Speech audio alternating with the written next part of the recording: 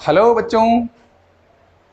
चलो भाई, आज हम बात करेंगे विद्युत धारा के बारे में कि जो ये लाइट चमकती है ना, कैसे चमकती है, ये क्या चीज है, ये है ना, ये अपने आप में क्या एक ऊर्जा है क्या, है ना। इन तमाम बातों पर आज प्रकाश डाला जाएगा। ठीक है, तो देखिए स्टार्ट करते हैं। विद्युत धारा, ओ सॉरी,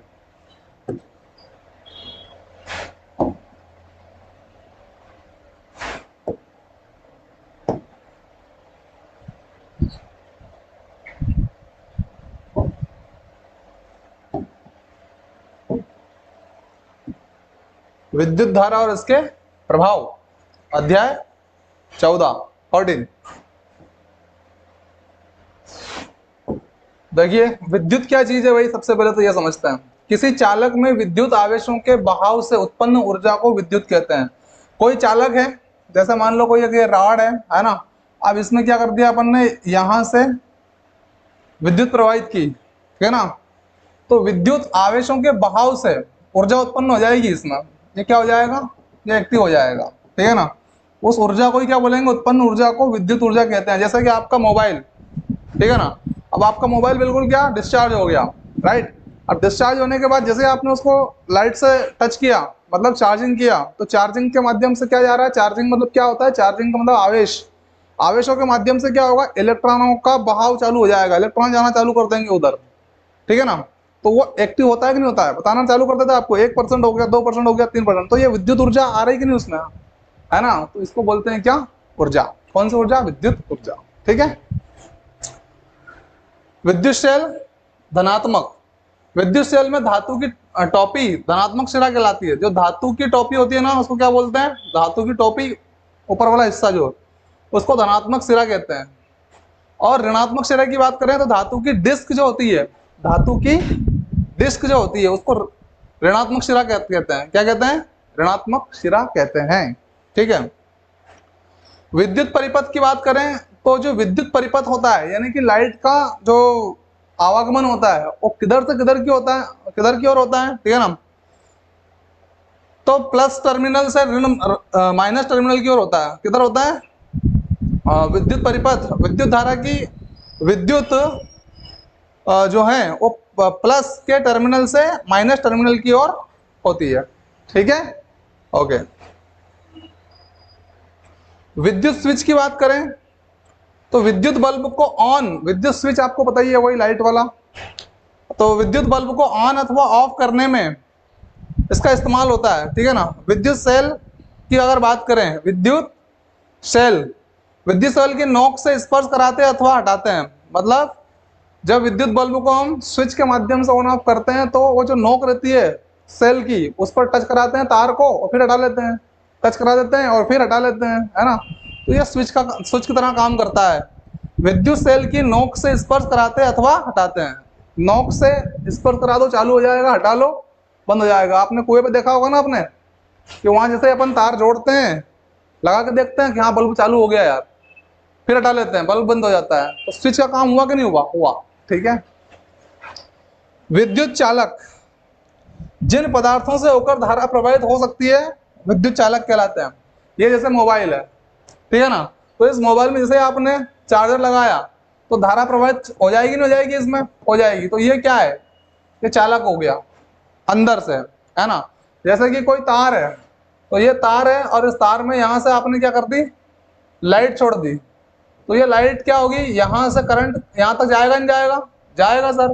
तो यानी कि ये विद्युत को ले जा रहा है, तो इसलिए इसको क्या कहेंगे, इस तार को चालक कहते हैं, ठीक है ना। अगर नहीं ले जाता तो अचालक हो जाता, ठीक है ना। तो इसको बोलते हैं विद्युत चालक बेटा। जिन पदार्थों से होकर धारा प्रवाहित हो सकती है, उन्हें क्या कहते हैं, उन्हें विद्युत का चालक कहते हैं, ठीक है, ओके। जब किसी तार से कोई विद्युत धारा प्रवाहित होती है तो वह तप्त हो जाता है, सिंपल है। जब किसी तार से होते हुए विद्युत धारा बहेगी तो वो कैसा हो जाएगा, वो गर्म हो जाएगा। कैसा हो जाएगा, गर्म हो जाता है, तप्त हो जाता है, गर्मी पकड़ लेता है वो, ठीक है। प्रकाश उत्पन्न करने के लिए तप्तदीप्त बल्बों का प्राय उपयोग होता है, लेकिन यह ऊष्मा भी देता है। जैसे कि आप लोग अपने घर में प्रकाश उत्पन्न करते हैं, उजाला करते हैं, तो बल्ब जलाते हैं, जलाते हैं, जलाते हैं। तो वो लाइट तो देता है, उजाला तो देता ही देता है, साथ ही साथ उष्मा भी देता है। अगर आप हाथ ले जाएंगे पास में ऐसा करके उसके, तो वो गर्म लगेगा आपको, है ना, दूर से ही गर्मी का एहसास दे देगा, गर्म हो गया बल्ब। ठीक है। ये जब किसी तार से विद्युत धारा प्रवाहित होती है तो विद्युत धारा का चुंबकीय प्रभाव कहते हैं, तो उसे विद्युत धारा का चुंबकीय प्रभाव कहते हैं। ठीक है ना। जिसे विद्युत धारा प्रवाहित करने पर कुंडली चुंबक की भांति व्यवहार करती है। यानी कि उस तार में यदि आप विद्युत धारा प्रवाहित करेंगे तो जो कुंडली होती है, तार की जो कुंडली होती है, वो चुंबक की भांति व्यवहार करती है। यानी कि आप तो सिंपल भाषा में समझ लो, अगर किसी वायर में आपने किसी तार में आपने विद्युत धारा प्रवाहित कर दी, यानी करंट से जोड़ दिया उसको, अब वो तार आपको खींचता है कि नहीं खींचता है? अगर आप ऐसे हाथ लगा दोगे ना, चिपक जाओगे, वो चिपक जाएगा। चिपक जाएगा मतलब क्या? चुंबक चिपकती है कि नहीं चिपकती है? चिपकती है, बस यही कहानी है, और क्या है ना। यानी कि वैसे ही विद्युत धारा, जैसे ही विद्युत धारा प्रवाहित हुई उसमें, तो वो कौन सा गुण आ जाता है उसमें? चुंबकत्व वाला गुण आ जाता है उसके अंदर, है ना, चुंबकीय प्रभाव उत्पन्न हो जाता है उसके अंदर। ठीक है। हाँ। विद्युत सेल में संचित रासायनिक पदार्थों से सेल विद्युत उत्पन्न करता है। यानी कि जो आपने सेल देखे होंगे ना, बैटरी में लगाते हैं आप लोग सेल, है ना, तो इस सेल के अंदर क्या भरा जाता है? अंदर जैसे एक राड रहती है, देखी होगी आपने, और काला काला काला काला कार्बन भरा होता है इसमें, है ना, और रासायनिक पदार्थ होता है। ठीक है ना।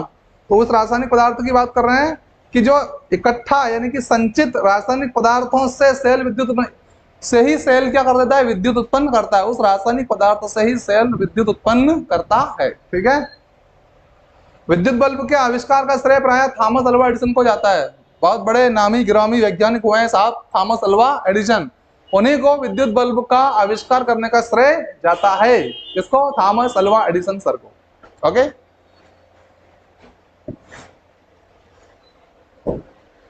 अब यहाँ पे विद्युत परिपथों के निम्नलिखित अवयवों को निरूपित करने वाले प्रतीक अपनी नोटबुक पर खींचिए। संयोजक तार स्विच ऑफ की स्थिति में, विद्युत बल्ब, विद्युत सेल स्विच ऑन की स्थिति में, तथा बैटरी वगैरह। तो ये सारे चिन्ह यहाँ पे बता दिए गए हैं आपको अपनी कॉपी में उतार लेना है। भाई कनेक्टिंग वायर जो रहते हैं, जुड़े हुए वायर जो रहते हैं, उसका चित्र कैसा होता है? स्विच इन ऑन पोजीशन, अगर स्विच ऑन है, ऑन यानी चालू की स्थिति में है, तो उसका प्रतीक क्या रहेगा? ठीक है। इसी तरह से बल्ब का प्रतीक क्या है? सेल आप लगाते हैं बैटरी में, उसका प्रतीक क्या होता है? ये स्विच इन ऑफ पोजीशन, यानी कि जो स्विच है आपका, वो जब बंद रहता है तो उसका प्रतीक क्या होता है? तो देखो ये अलग हो गया ये तार। ठीक है। और बैटरी का प्रतीक क्या है? तो ये बैटरी का प्रतीक है भाई। ठीक है ना। क्लियर है? ओके। चित्र 14.21 में दर्शाए गए विद्युत परिपथ को निरूपित करने के लिए परिपथ आरेख खींचिए। तो भैया ये परिपथ आरेख खींच दिया है हमने। ठीक है। बनाना है इसको कंप्लीटली। आपकी बुक में आपको एक बार देखना है इसको अच्छे से, ताकि और अच्छे समझ में आ जाएगा आपको। ठीक है ना। ये का यही सेम बना हुआ है। अब यहाँ पे चित्र 14.22 में 4 सेल दिखाए गए हैं, जो कि यहाँ पे उचित नहीं है, जो है चित्र गलत ले लिया गया है यहाँ से। आप अपनी बुक में देखेंगे तो वहां पे चित्र 14.22 में 22 में 4 सेल दिखाए गए, वो चित्र देखना है और उसको हल करना है। ठीक है ना। हाँ, वहां से होगा। रेखाएं खींचकर यह निर्दिष्ट कीजिए कि 4 सेलों के टर्मिनलों को तारों द्वारा संयुक्त करके आप बैटरी कैसे बनाएंगे। तो वहां वो जो चित्र देखेंगे ना आप रियल वाला, तो आपको क्लियर हो जाएगा कि ये बैटरी कैसे बनी होती है 4 सेलों के माध्यम से। ठीक है। ओके।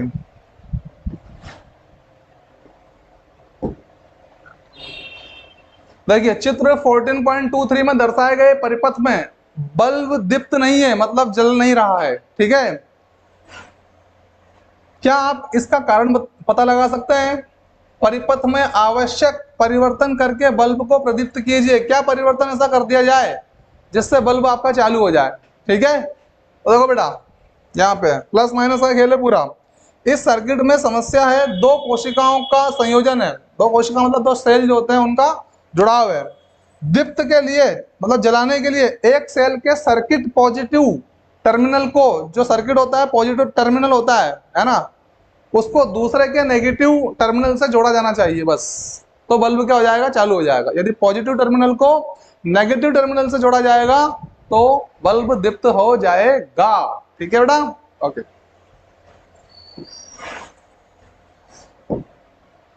विद्युत धारा के किन्हीं दो प्रभावों के नाम लिखिए।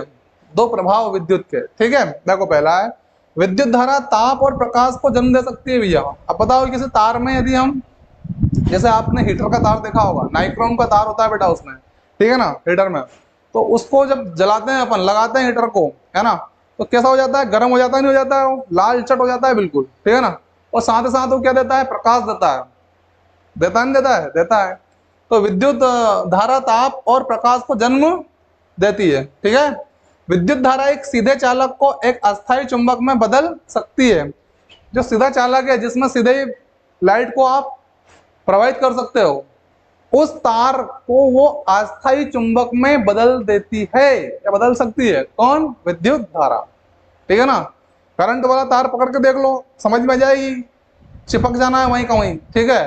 तो चुंबक चिपकाने का काम करती नहीं करती है, ऐसा कैसे ही ये भी चिपका देता है, तो अस्थायी। और जैसे उसमें लाइट बहना बंद होगी और वो चुंबक का गुण खो देगा, तो अस्थायी चुंबक बना देता है, ठीक है। अब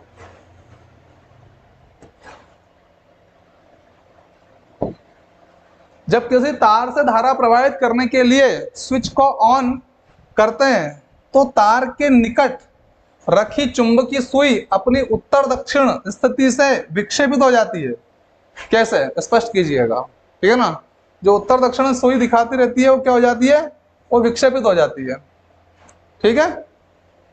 तो जब एक तार से विद्युत धारा बहती है तब वह एक चुंबक की तरह काम करने लगती है। कैसे, चुंबक की तरह काम करने लगती है। कौन, वो जो तार होता है ना वो। तो जब एक तार से विद्युत धारा प्रवाहित होती है तब वह एक चुंबक की तरह काम करने लगती है। जब एक चुंबकीय सुई को ऐसी तार के पास रखा जाए, ऐसी तार के पास रखा जाए, उस तोर के चुंबकीय प्रभाव के कारण, उस तार के, ये तोर लिखा गया है, तार है, उस तार के चुंबकीय प्रभाव के कारण वह सुई अपनी दिशा में विक्षेपित या बदल लेती है, ठीक है ना। किसके कारण, चुंबकीय प्रभाव के कारण। उस तार के चुंबकीय प्रभाव, उस चुंबकीय प्रभाव आ गया ना, उसमें लाइट छोड़ी आपने तो उस चुंबकीय प्रभाव के कारण वह सुई अपनी दिशा क्या कर लेती है, बदल लेती है। देखो दिशा कैसी थी, ऐसी, कैसी हो गई, इधर हो गई, ठीक है, चुंबकीय प्रभाव के कारण, ठीक।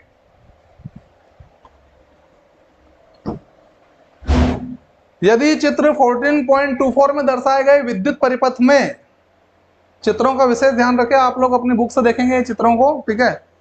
दर्शाए गए विद्युत परिपथ में स्विच को ऑफ किया जाए तो क्या चुंबकीय सुई विक्षेप दर्शाएगी, यानी कि अपने जो उत्तर दक्षिण है उसको वो चेंज करेगी दिशा को, है ना।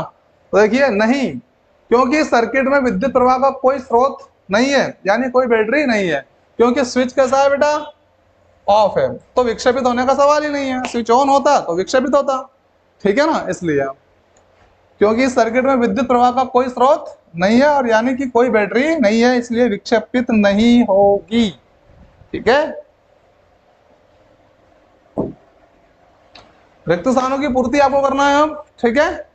देखो विद्युत सेल के प्रतीक को लंबी रेखा उसके टर्मिनल को निरूपित करती है, तो पॉजिटिव टर्मिनल को निरूपित करती है लंबी रेखा। किसको बताती है, पॉजिटिव टर्मिनल को बताती है विद्युत सेल में। दो या अधिक विद्युत सेलों के संयोजन को क्या कहते हैं, तो भैया बैटरी कहते हैं। अभी देखा हमने चित्र बैटरी का, ठीक है ना। दो या दो से अधिक विद्युत सेलों के संयोजन को क्या कहते हैं, बैटरी कहते हैं। जब किसी विद्युत हीटर के स्विच को ऑन करते हैं तो इसका रक्त तप्त लाल हो जाता है। तो आपको मालूम है लाल और गर्म हो जाता है, वो हीटर का तार समझ सकते हैं आप, सिंपल, लाल भी हो जाता है और गर्म भी हो जाता है। विद्युत धारा के तापीय प्रभाव पर आधारित सुरक्षा युक्ति को फ्यूज कहते हैं भैया। क्या कहते हैं, फ्यूज, ठीक है, कहते हैं, फ्यूज कहते हैं। निम्नलिखित कथनों पर सत्य अथवा असत्य अंकित कीजिए। क्या बताना है, सत्य अथवा असत्य बताना है आपको। दो सेलों की बैटरी बनाने के लिए एक सेल के ऋण टर्मिनल को दूसरे सेल के ऋण टर्मिनल से संयुक्त करते हैं क्या, तो बिल्कुल नहीं करते हैं भैया, प्लस का माइनस में होता है कि नहीं, तो असत्य है। देखो ए लिखा हुआ है, ए का एफ है, ठीक है, तो यहां लिखेंगे एफ, असत्य है। दूसरा देखते हैं, जब किसी फ्यूज में से किसी निश्चित सीमा से अधिक विद्युत धारा प्रवाहित होती है तो वह पिघलकर टूट जाता है, बिल्कुल सही बात है, ठीक है ना, क्या है, सही है, टी, बी वाले का क्या है, टी। आगे देखेंगे, विद्युत चुंबक चुंबकीय पदार्थों को आकर्षित नहीं करता है, क्यों नहीं करेगा भैया, ठीक है, तो ये एफ, गलत बात है, तो असत्य। विद्युत घंटी में विद्युत चुंबक होता है, बिल्कुल सही बात है, ठीक है, टी। विद्युत घंटी में होता है कि नहीं विद्युत चुंबक, होता है, ठीक है, ओके। क्या विद्युत चुंबक का उपयोग किसी कचरे के ढेर से प्लास्टिक को पृथक करने के लिए किया जा सकता है, स्पष्ट कीजिए, समझ में आया प्रश्न।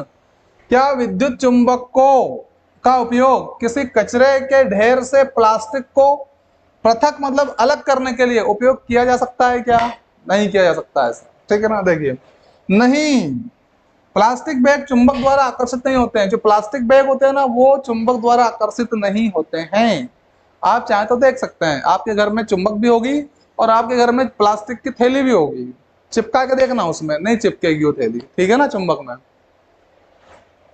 इसलिए उन्हें एक विद्युत चुंबक द्वारा अलग नहीं किया जा सकता है, इसलिए उन्हें एक विद्युत चुंबक के द्वारा अलग नहीं किया जा सकता है, ठीक है बेटा।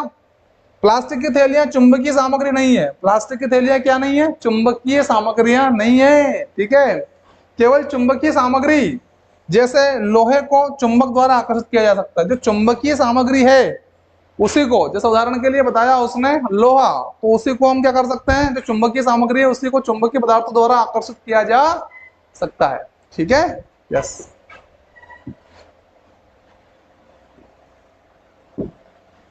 मान लीजिए कि कोई विद्युत मिस्त्री मतलब लाइटमैन, लाइट वाला, है ना, आपके घर के विद्युत परिपथ में कोई मरम्मत कर रहा है, लाइट आपकी खराब हो गई है, पंखा खराब हो रहा है, तो उस परिपथ में काम कर रहा है वो, है ना, मरम्मत कर रहा है, वह तांबे के एक तार को फ्यूज के रूप में उपयोग करना चाहता है, तार कौन सा है, तांबे का है, और उस तांबे के तार को फ्यूज के रूप में इस्तेमाल करना चाहता है ना, जिसको आप फेस बोलते हो, फेस बनाना चाह रहा है उसका, ठीक है, क्या आप उससे सहमत होंगे, वो जो काम कर रहा है उससे सहमत होंगे आप, ठीक है ना।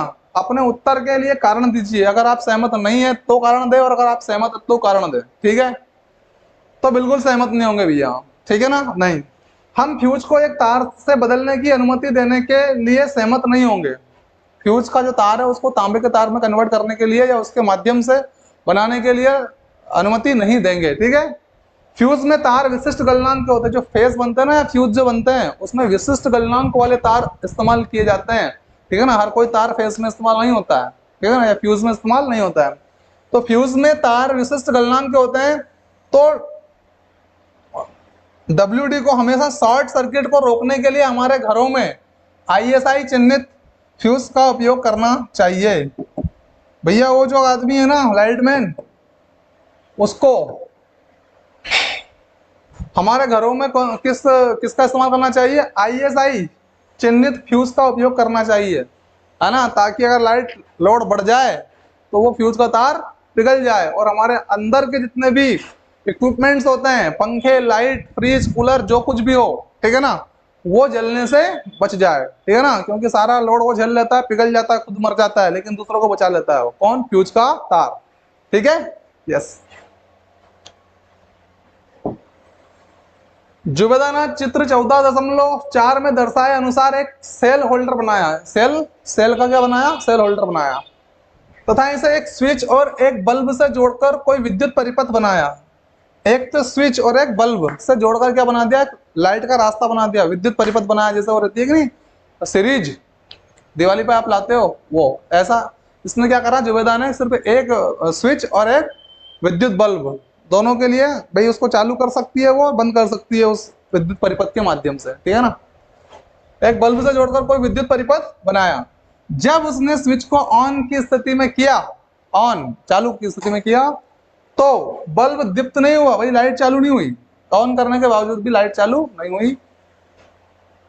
परिपथ में संभावित दोष को पहचानने में जुबेदा की मदद करना है आपको कि भाई क्या मिस्टेक कर दी ऐसी जुबेदा ने जिसकी वजह से स्विच ऑन करने के बावजूद भी बल्ब स्टार्ट नहीं हुआ, दीप्त नहीं हुआ। ठीक है, ओके, करते हैं जुबेदा की मदद। कोशिकाओं को सही श्रृंखला में रखना महत्वपूर्ण है भैया। जो सेल होते हैं ना, उनको सही श्रृंखला में रखना बहुत महत्वपूर्ण होता है। पहली चीज तो है कि सेल का पॉजिटिव टर्मिनल दूसरी सेल के नेगेटिव टर्मिनल से जुड़ा होना चाहिए। जो सेल का पॉजिटिव टर्मिनल होता है वो दूसरे सेल के नेगेटिव टर्मिनल से जुड़ा होना चाहिए, ये सबसे पहली शर्त है। ठीक है, ओके। स्विच को ठीक से बंद किया जाना चाहिए या फिर ठीक से चालू किया जाना चाहिए अगर चालू कर रहे हैं आप लोग। ठीक है, और बल्ब को फ्यूज नहीं किया जाना चाहिए, बल्ब को फ्यूज नहीं किया जाना चाहिए। अगर जुबेदा, ये जुबेदा है बेटा, है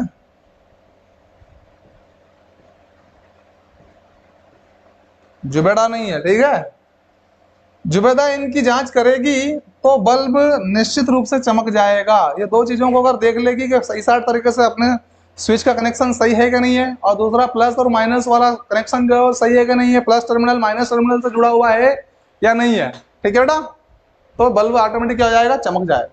ठीक है ना, यस।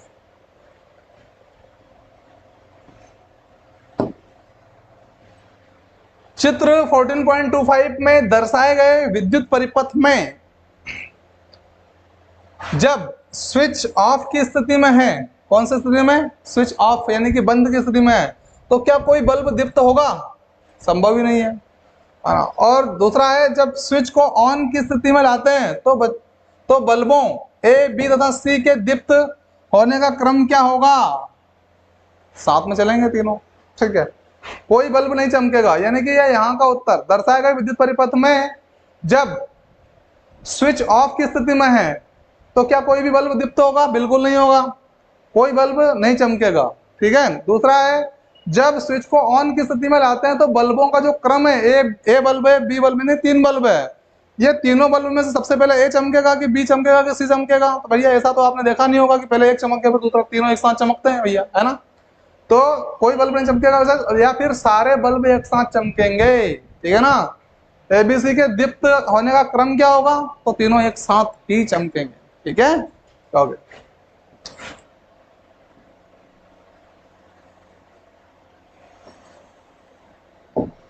चलो भाई, आपको लाइक शेयर एंड सब्सक्राइब जरूर करना है। मिलते हैं हम आपको अगले एपिसोड में, और बने रहिए हमारे साथ और करते रहिए अपनी तैयारी। Thank you very much and take care, Tata.